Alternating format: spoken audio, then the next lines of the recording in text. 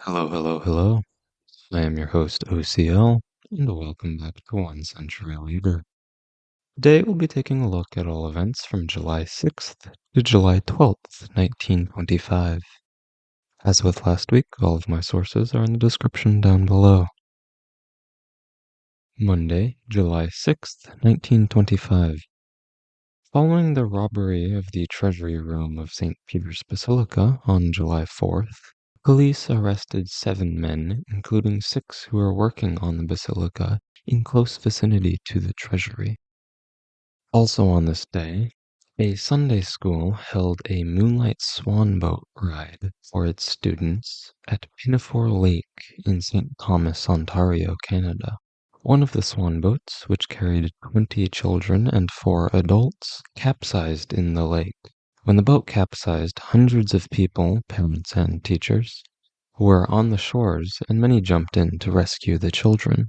Ultimately, 7 children and 1 adult drowned in the boating accident.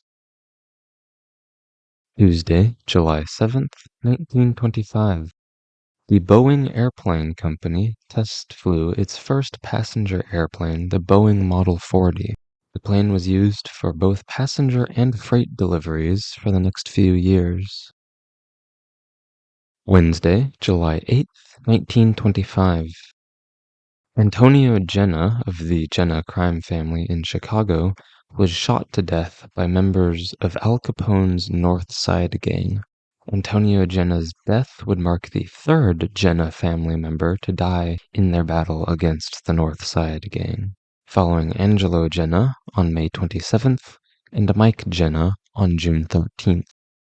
Also on this day, a new offensive was launched in the Rif War by the Riffians on the city of Fez in northern Morocco. Thursday, July 9th, 1925. The Carrillo Diaz de Medina Treaty was signed between Bolivia and Argentina, settling a border dispute between the two countries. In the treaty, the government of Argentina ceded the city of Yacuiba to Bolivia. Friday, July 10th, 1925. The TASS, or the Telegrafnoye Agentsovo Sovetskogo Soyuza, the telegraph agency of the Soviet Union, was established after a decree from the Presidium on the Supreme Soviet, taking over duties of the Russian telegraph agency Rosta. TASS is the country's central information agency and holds the right to distribute foreign and domestic information within the Soviet Union, and is still in place today. Also on this day, jury selection would begin in the Scopes trial, formerly known as the State of Tennessee versus John Thomas Scopes.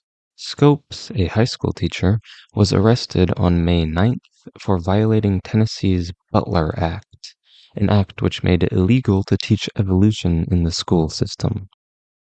And finally, on this day, Ecuador's president, Gonzalo Cordova, was overthrown in a military coup d'etat led by the Military League, a group of officers in the Ecuadorian army.